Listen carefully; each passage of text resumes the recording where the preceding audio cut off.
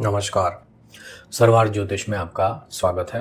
पिछले वीडियो में हमने देखा कि आरूढ़ लग्न कैसे वर्क करता है, वो हमारे जन्म लग्न से कैसे अलग है और उसकी वर्किंग कैसे है। हमने ये भी देखा कि उसको कैलकुलेट कैसे करते हैं। अभी ये जो सेकंड पार्ट है उसके अंदर मैं कुछ और चीज़ें क्लैरिफाई करना चाहता हूँ आरूढ़ लग्न के मामले में। कि फर्स्ट वीडियो में जैसे हमने देखा कि जैसे लग्न है हमारी वास्तविकता और आरूढ़ लग्न है हमारा बाहरी मिरर, तो हर बार ऐसा नहीं होता है कि हमारा जो लग्न है वो कुछ और दिखाए और आरूढ़ लग्न कुछ और दिखाए। ऐसा हर बार नहीं होता है। जैसे कहते हैं ना कि जैसी आग वैसा धुआं। आग मतलब हमारी रियलिटी, हमारा लग्न। धुआं मतलब हमारा इल्यूजन, हमारा बाहरी आईना। तो ऐसा ज़रूरी नहीं है कि आप अगर इनहेरेंटली अच्छे हो और बाहर सब बुरा ही मानेंगे आपको। ऐसा भी ज़रूरी नहीं है कि आप बुरे हो और लोग आपको अच्छा मानेंगे। तो इसके अंदर जो बेसिक प्रिंसिपल है वो है कि हमारा लग्न का स्वामी और आरूढ़ लग्न का स्वामी दोनों अगर फ्रेंड है, एक दूसरे को पसंद करते हैं, एक दूसरे से अच्छे भावों में बैठे हैं, केंद्र में बैठे हैं, त्रिकोण में बैठे हैं, एक दूसरे को दृष्टि कर रहे हैं, वो दोनों प्लैनेट्स अच्छी पोजीशन में हैं, आरूढ़ लग्न भी स्ट्रांग है, हमारा जन्म लग्न भी स्ट्रांग है और दोनों की जो युति दृष्टि है वो भी अच्छे प्लैनेट्स के साथ है, तो आप जैसे अंदर है ना वैसे ही बाहर भी दिखाई देते हैं। जैसे कि हम अच्छे हैं तो बाहर हमारा एक्सप्रेशन भी अच्छा ही आता है। आप समझ रहे हैं मैं क्या कहना चाहता हूँ?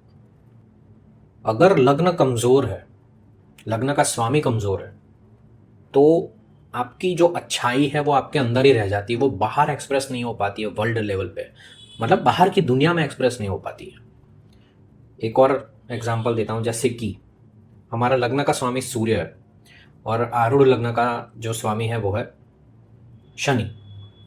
तो क्या सूर्य और शनि सेम टेम्पर वाले प्लैनेट्स हैं? क्या वो मित्र हैं? नहीं। तो हम अंदर से, हमारे अंदर जो अथॉरिटी, जो पावर है वो बाहर एक्सप्रेस नहीं हो पाता है, क्योंकि सूर्य जो है वो अथॉरिटी का, पावर का, किंगशिप का कारक है और वो जो एक्सप्रेशन है बाहर जो निकल के आता है वो शनि का एक्सप्रेशन है।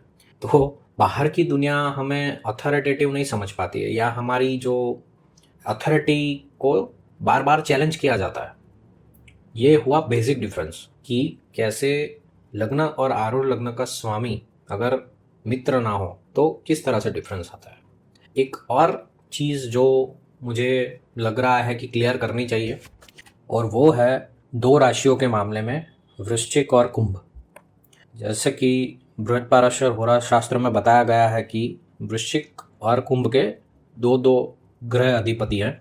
वृश्चिक में केतु और मंगल अधिपति है और कुंभ में राहु और शनि अधिपति है।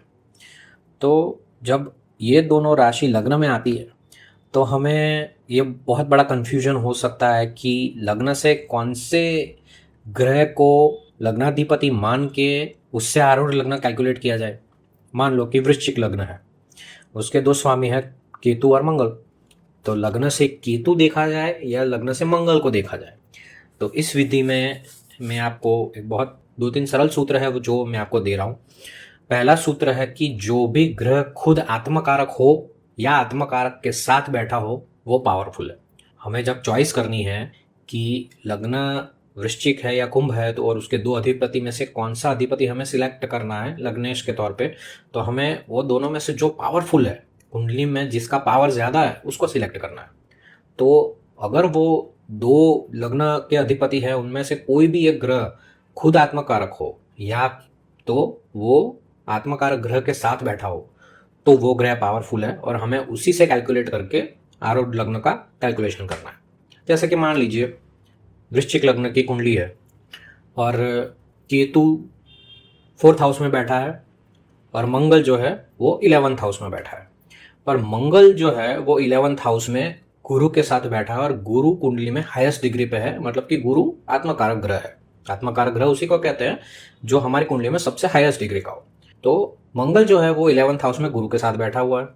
तो हमें जब कैलकुलेट करना है तब इस तरह से कैलकुलेट करना है कि जो भी ग्रह आत्मकारक के साथ बैठा है वो पावरफुल है, तो हमें लग्नेश के तौर पे मंगल को लेना है और लग्न से ही मंगल को लग्नेश लेकर के आरूढ़ लग्न का कैलकुलेशन करना है।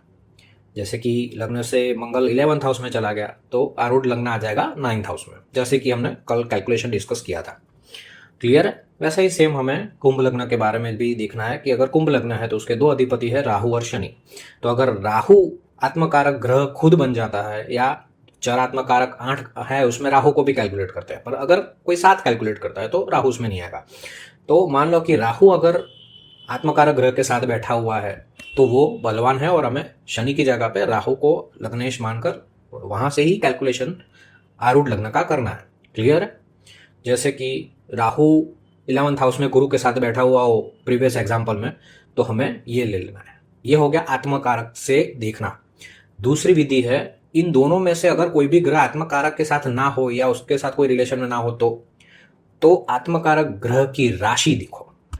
आत्मकारक ग्रह कुंडली का सबसे बलवान ग्रह होता है तो उसकी जो राशियां हैं वो भी उतनी ही बलवान होती है। तो मान लो कि ये दो लग्नेश में से जो भी लग्नेश आत्मकारक ग्रह की राशि में बैठा हुआ है तो हमें उसको बलवान मान के आगे कैलकुलेट करना है। तीसरी विधि है युति को देखना है। जैसे कि कुंभ लग्न की हम बात कर रहे हैं और कुंभ लग्न का एक स्वामी राहु जो है वो 5th हाउस में 2 प्लैनेट्स के साथ बैठा हुआ है और जो शनि है वो 10th हाउस के अंदर एक ही प्लैनेट के साथ बैठा हुआ है। मतलब कि 5th हाउस में 3 प्लैनेट हो गए और 10th हाउस में एक ही प्लैनेट है शनि। तो हमें राहु को बलवान समझना है। राहु इज पावरफुल क्योंकि उसके साथ 2 प्लैनेट्स बैठे हुए हैं। तो हमें लग्नेश को राहु मानकर वहीं से आरूढ़ लग्न का कैलकुलेशन करना है। ईजी है। अगर मान लो कि 2 प्लैनेट्स 2 अलग अलग जगह पे है, आत्मकारक से कोई संबंध नहीं है, ना ही उसकी राशि से भी कोई संबंध रख रहे हैं और दोनों प्लैनेट एक एक ग्रह के साथ मतलब समान संख्या के ग्रह के साथ युति में बैठे हैं, तब हमें वो दोनों ग्रह जिन भावों में बैठे हैं उन भावों के स्वामी की डिग्री देखनी है। मान लो कि प्रीवियस एग्जांपल में देखा हमने कि राहु जो है वो 5th हाउस में बैठा है और शनि जो है वो 10th हाउस में बैठा है, दोनों एक एक ग्रह के साथ बैठे हुए हैं।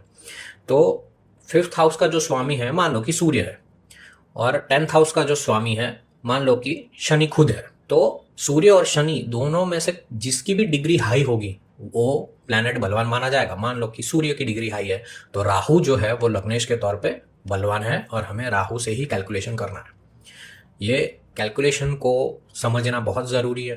ये भावों के और ग्रहों के बलों को भी समझना बहुत ज़रूरी है, जिस पे हम आगे भी बात करेंगे। मैं उसके ऊपर भी एक डेडिकेटेड वीडियो बनाने वाला हूँ।